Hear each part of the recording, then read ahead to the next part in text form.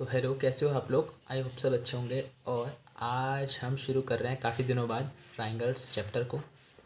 इस चैप्टर के अंदर हम बहुत कुछ पढ़ने वाले हैं ट्राइंगल्स के बारे में, और ये क्लास 10th का चैप्टर है।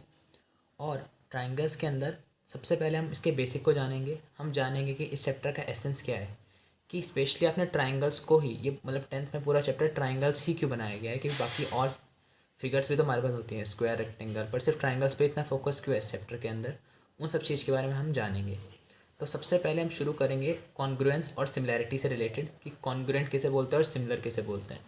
क्योंकि जितना आपको बेसिक क्लियर होगा इन चीज़ों के बारे में, आपको चैप्टर पढ़ने में मज़ा भी आएगा, इंटरेस्ट भी आएगा, और साथ ही साथ आपको एक तरीके से कॉन्फिडेंस बिल्डअप होता है अगर हमें कोई चैप्टर अच्छे से आता है तो उस केस में।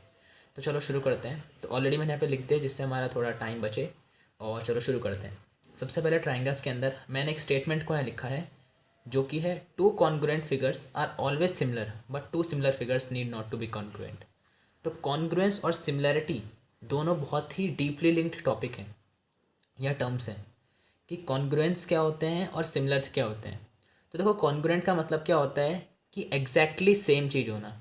जैसे अगर मैं एक क्रिकेट की बॉल लूँ और उसको मैं दूसरी क्रिकेट की बॉल से कंपेयर करूँ, अगर दोनों का एग्जैक्टली साइज सेम है तो हम क्या बोलेंगे कि दोनों जो बॉल्स हैं वो कॉन्ग्रुएंट है। कॉन्ग्रुएंट का मतलब होता है डिट्टो सेम।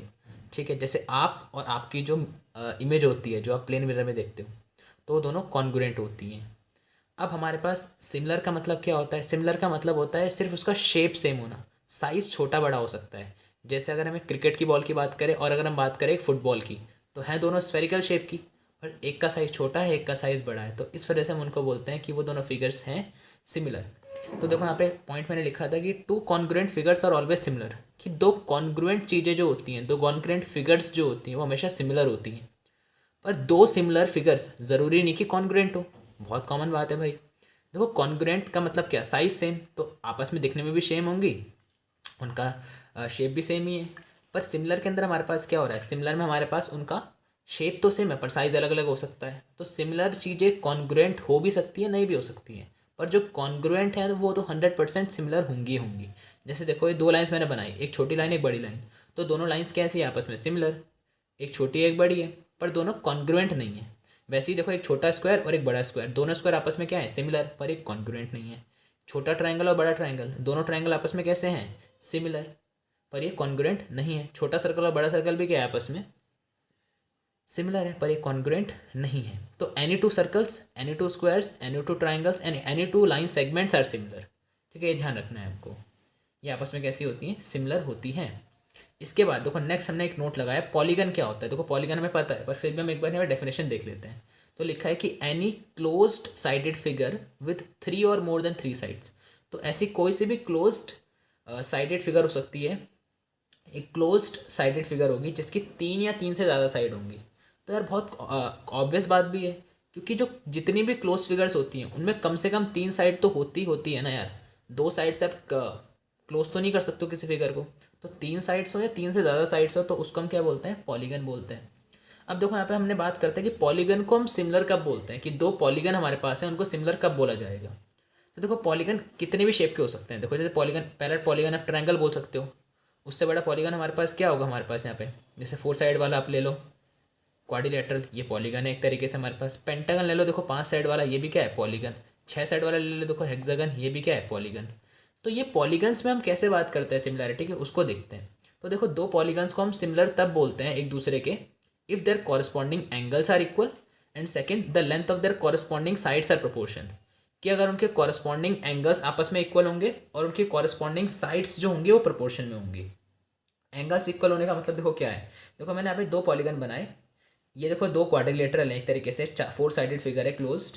तो देखो, इसमें अगर मैं ये चारों एंगल, देखो ए का कॉरस्पॉन्डिंग एंगल ये है, बी का कॉरस्पॉन्डिंग एंगल ये है, डी का ये है, सी का सी है, देखो सामने सामने वाले एक तरीके से। तो अगर ये चारों एंगल आपस में इक्वल हैं, एक एंगल ए के इक्वल, बी बी के इक्वल, डी डी के इक्वल, सी सी के इक्वल, एक तो कंडीशन ये होनी चाहिए। और सेकंड कंडीशन जो हमारे पास होनी चाहिए वो होनी चाहिए कि length of corresponding sides are proportion. कि ये जो साइड्स है ना, इनके कॉरस्पॉन्डिंग साइड्स, मतलब जो जस्ट इसके अपोजिट में आ रही है, जेड के जस्ट इधर की कौन सी है, 2z, ए के जस्ट इधर कौन सी है, 2a, वाई के जस्ट इधर कौन सी है, 2b, 2y। तो अगर आप देखो इनका रेशो निकालते हैं, चलो इन साइड्स का रेशो निकालते हैं, x और 2x का रेशो निकालो, x/2x। ठीक है, सिमिलरली आप y और 2y का रेशियो निकालो तो कितना आएगा y अपॉन 2y। सिमिलरली आप z और 2z का रेशियो निकालो कितना आएगा z upon 2z। Similarly a और 2a का रेशियो निकालो कितना आएगा a अपॉन 2a। अगर आप इनको रेशियो निकालोगे तो ये कट होंगे आपस में, कितना आएगा 1/2 1/2 1/2 1/2। तो देखो सारी साइड्स आपस में कैसी हैं, प्रपोर्शन में है। तो अगर ये दो कंडीशन सेटिस्फाई हो जाती हैं, मतलब पहले तो क्या, इनके कॉरस्पॉन्डिंग एंगल का बराबर होना, और दूसरा इनके साइड्स का प्रपोर्शन होना।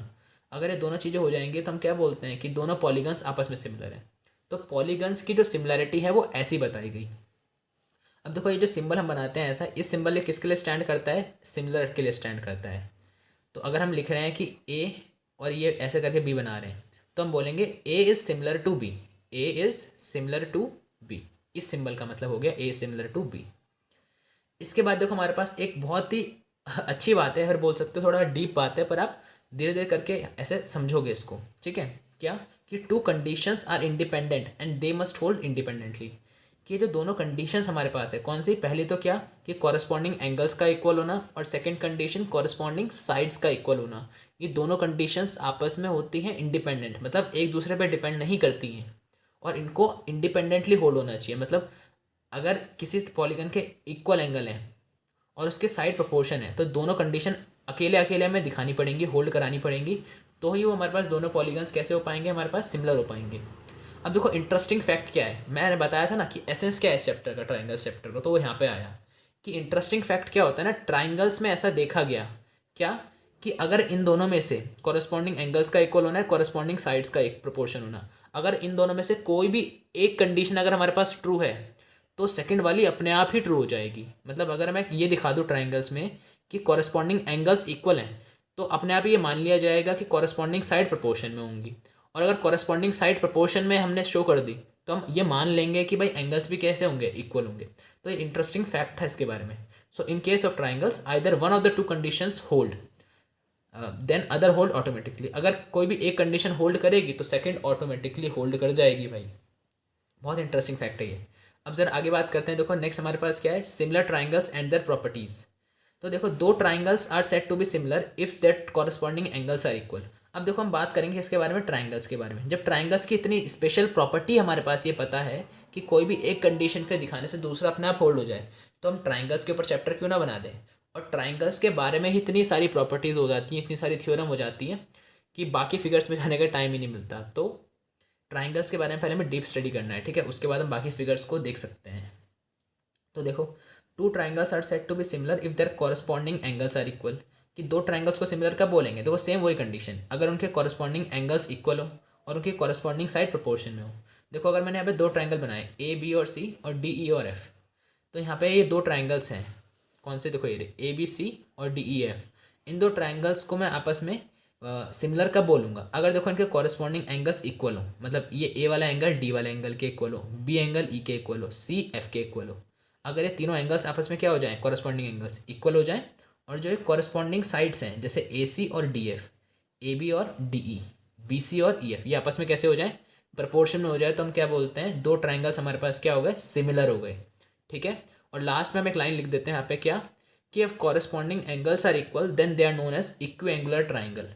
तो ये बात आपको थोड़ा सा पता होना चाहिए, बस नॉलेज के लिए, ऐसा कुछ इतनी इंपॉर्टेंट बात नहीं है, बस पता होना चाहिए कि अगर दो ट्राइंगल्स के कॉरस्पॉन्डिंग एंगल्स इक्वल हैं तो उसको हम इक्विएंगुलर ट्राइंगल्स भी बोल सकते हैं। इक्वल एंगल वाले ट्राइंगल्स मतलब इक्विएंगुलर ट्राइंगल्स। तो फिलहाल हम आज के लिए इतना ही करते हैं। अब नेक्स्ट लेक्चर में हम इसके आगे पढ़ेंगे बेसिक प्रोपोर्शनैलिटी थ्योरम को, और हम धीरे धीरे करके हम सारी थ्योरम्स को डिस्कस करेंगे, कुछ कुछ क्वेश्चंस भी प्रैक्टिस करेंगे, ठीक है। तो आई होप आपको वीडियो पसंद आई होगी, और मैं एक छोटी सी रिक्वेस्ट करता हूँ कि इन वीडियोस को उन लोगों तक शेयर करना अपने फ्रेंड्स में जिनको इन वीडियो की एक्चुअल में ज़रूरत है, जो मैथ्स में थोड़ा इंटरेस्ट लेते हैं, उनको ये शेयर ज़रूर करना। जो नहीं लेते तो कोई दिक्कत की बात नहीं, उनको मत करना, पर जो लेते हैं इंटरेस्ट है उनको पक्का पक्का ये वीडियो शेयर करना, ठीक है। तब तक के लिए बाय बाय, मिलते हैं नेक्स्ट वीडियो में।